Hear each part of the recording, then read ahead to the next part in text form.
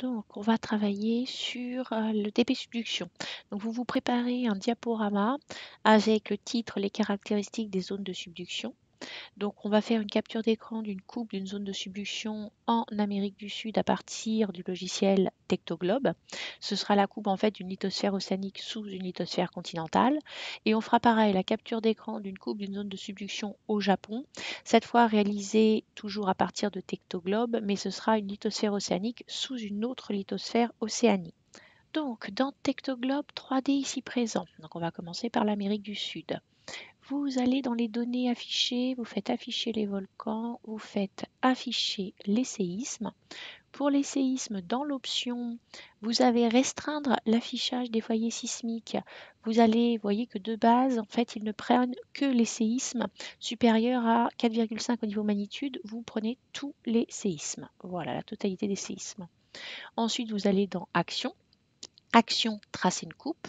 Donc bon, là, vous lisez le texte, mais maintenant vous commencez à être habitué. Donc vous allez tracer une coupe à peu près perpendiculaire à la zone côtière, d'accord, au bord de votre continent. Donc que voit-on sur cette coupe? On voit tout d'abord ici un fossé. Alors ce fossé, on l'appelle la fosse. Donc vous voyez qu'ici, pareil, avec mon petit curseur, je suis bien au niveau de mon plancher océanique, moins 4000, moins 5000 mètres. Et ici, vous voyez que je suis à moins 7000, donc j'ai quand même 2000 mètres quasiment de différence.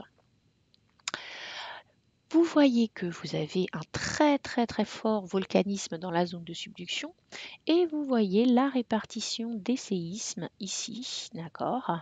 Et vous voyez qu'en fait, quand je m'éloigne, plus je m'éloigne de la fosse, plus les séismes deviennent profonds sous le continent, sous l'Amérique du Sud.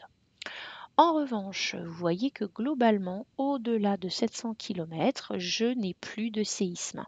Donc je vais pouvoir changer ma profondeur maximale. Je n'ai pas besoin d'aller très profond. Je m'arrête à mes 700 km. Voilà. Ensuite, je peux exagérer un petit peu mes reliefs si je veux voir un petit peu mieux ma fosse. Voilà. On exagère un petit peu la fosse pour bien la voir. Pour la largeur de coupe, alors là, il faut regarder ici. La largeur de coupe, ça fait que vous avez soit une zone beaucoup plus large, voyez. Dans ce cas-là, vous allez avoir des séismes, mais c'est ceux qui se trouvent en arrière-plan, donc c'est pas top d'avoir une coupe trop large. En revanche, si je fais une coupe très restreinte, vous voyez que du coup, j'ai plus énormément d'informations. Donc il faut bien travailler sur la quantité d'informations que vous allez avoir au niveau de votre coupe. Là, c'est pas mal. Donc, cette répartition des séismes, je vois que globalement, à part quelques séismes ici, mais qui sont peut-être plus des séismes en arrière-plan, je vois que globalement ici, j'ai une disposition rectiligne. Je peux d'ailleurs, avec le logiciel ici, mesurer le pendage de cette répartition. Vous voyez ici, j'ai à peu près un pendage de 20 degrés. Donc là, je vais pouvoir, en maintenant ma souris et en faisant un imprimé écran, récupérer du coup cette première coupe. Donc une fois que j'ai récupéré cette première coupe avec mon imprimé écran, je vais pouvoir la transférer dans mon diaporama. Avec l'outil capture, je vais recadrer et puis après je transférerai. Donc là, si je veux un petit peu mieux voir, en fait, ma coupe ici, je l'ai en 2D, mais je peux également la voir en 3D. Ce qui va me permettre, voilà, vous voyez très bien ici, là c'est vraiment mieux. On peut voir en fait que mes séismes sont répartis selon un plan plongeant. Et ce plan plongeant, on va essayer d'estimer globalement, d'accord, son épaisseur. Donc je retourne en option 2D, puisqu'en option 2D, j'avais une échelle. Donc en option 2D, vous voyez que j'ai ici mon échelle de 200 km et qu'en plus, avec mes valeurs... Ah, pardon, j'ai oublié de décocher mesure de pendage. Voilà, avec mes valeurs ici, vous voyez que si je me positionne là ou que je me positionne là, je peux voir du coup mes différences de profondeur et donc l'épaisseur globalement de mes foyers sismiques. Donc vous voyez que je vais ici à la surface jusqu'à peu près 60-70 km ici de profondeur au niveau de mes foyers sismiques. Donc, si je prends ces informations-là, ici, et que je les ramène à mes connaissances, qu'est-ce que je sais? Je sais que ma croûte océanique fait entre 7 et 10 km d'épaisseur. Donc globalement, s'il n'y avait que ma croûte océanique qui plongeait, eh bien je n'aurais pas toute cette épaisseur de séisme. J'aurais juste une toute petite bande qui correspondra à la croûte. Donc ici, cet alignement qu'on appelle le plan de Wadati-Benioff me montre que ce n'est pas la croûte qui va plonger, mais bien toute une bande qu'on appelle la lithosphère. Et c'est la lithosphère qui va rentrer en subduction dans la sténosphère. Donc là, il faudra essayer sur votre capture d'écran de dessiner effectivement cette lithosphère qui plonge dans la sténosphère en essayant de conserver justement ces 100 km d'épaisseur.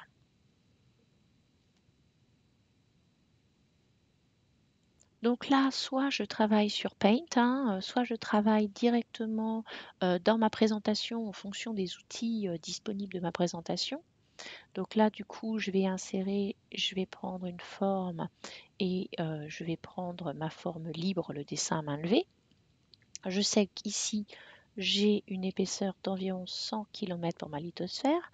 Donc, je vais pouvoir dessiner ma lithosphère. Après, ici, je continue. Là, c'est le sommet de ma lithosphère, en fait. C'est là où il y a les frottements. Donc, je vais du coup repérer le haut de ma lithosphère. Et là, hyper important, il faut à tout prix que je conserve l'épaisseur globalement de mes 100 km. C'est-à-dire que globalement, si je prends mes informations, je dois avoir ici ma lithosphère. Je n'ai pas choisi la bonne flèche, il me faut une flèche double. Voilà. Donc annuler. Je reprends la flèche double. Et donc, toc, ici, voilà, j'ai ma lithosphère. Et c'est bien ma lithosphère qui plonge dans mon asténosphère. Donc je rajoute LO et je mets ma légende LO en dessous. LO, lithosphère océanique. Je la mets là puisque de toute façon j'en aurai besoin pour mes deux données. Alors c'est pas parfait, ça vaut ce que ça vaut.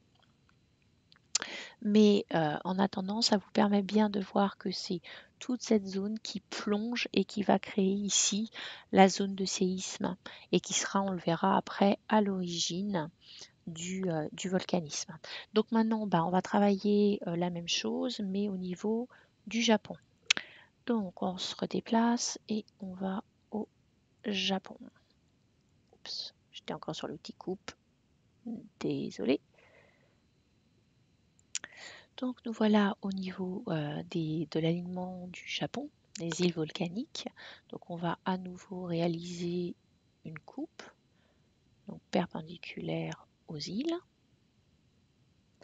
Et donc vous voyez ici que je retrouve ma fosse, que je retrouve des volcans, que je retrouve des séismes. Donc là, je vais peut-être essayer de réduire ma largeur de coupe pour diminuer la quantité de séismes, parce qu'ils sont un petit peu importants quand même. Donc beaucoup de séismes superficiels. Donc, et vous voyez quand même que j'ai mon plan plongeant ici, qui est toujours mon plan de Wadati-Benioff, pour lequel je peux faire à nouveau une mesure de pendage. Et vous voyez que je suis à 23 degrés. Donc pareil, vous faites un imprimé écran qui vous permettra du coup ensuite de faire une capture et de mettre dans votre diaporama. Alors, de la même façon, bah, je vais utiliser mon outil crayon. Donc, je vous dis, soit vous le faites sur Paint, hein, Paint ou Diaporama, d'accord?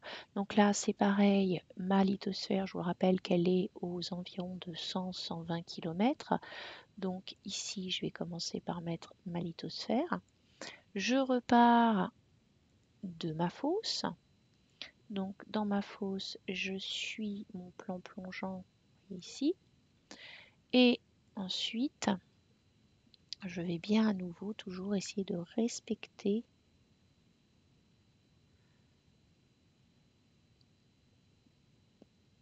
l'épaisseur approximative pour avoir ma lithosphère océanique, voilà, qui va plonger.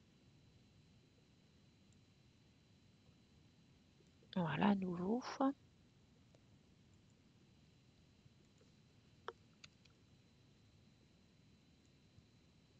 Lithosphère océanique qui va plonger dans mon asténosphère. Je peux rajouter pour ce qui est des mouvements, donc des flèches qui vont montrer que en fait, voilà, ma plaque plonge, se déplace. Je vais copier-coller, hein, soyons intelligemment fainéants. D'accord. Donc là, vous voyez que le sens de subduction n'est pas le même. Voilà, donc là au niveau des légendes, foyer, volcan, c'est bon, on l'a. En revanche, il me manque ma fosse.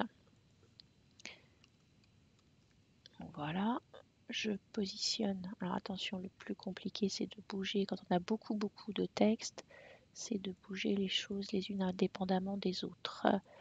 Donc je remets ma fosse de l'autre côté.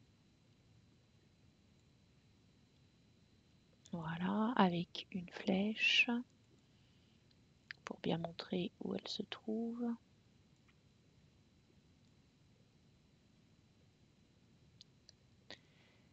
Outil dessin, si vous avez la version... alors je dois avouer que j'ai un avantage, c'est qu'effectivement la version PowerPoint est plus intuitive, on va dire, que la version LibreOffice présentation. Mais bon, les deux fonctionnent très bien, donc il n'y a pas de raison. Après, c'est à force d'utiliser un outil qu'on apprend à l'utiliser convenablement. Donc il faut répéter, répéter pour acquérir des techniques. Donc là, vous voyez, donc j'ai ma fosse, j'ai ma lithosphère. Par contre, ce qui me manque, ah oui, c'est le plan plongeant de séisme. Donc il me manque ma légende de plan d'Ouadati Benioff. Donc il faut que je rajoute, je le fais à part.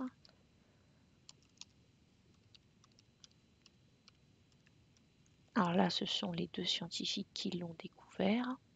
Donc là, je vais réduire la taille. Ah, il manque la majuscule à Benioff. C'est mieux. Je vais le copier en double parce que ça va être en fait compliqué de mettre une flèche au milieu.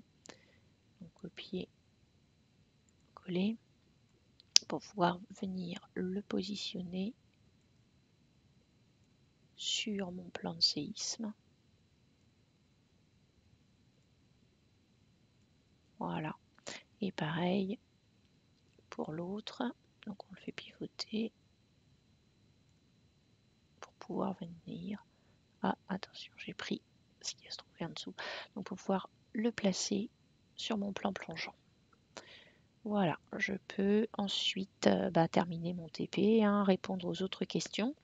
Donc vous aviez comme question pourquoi est-ce que on observe des séismes?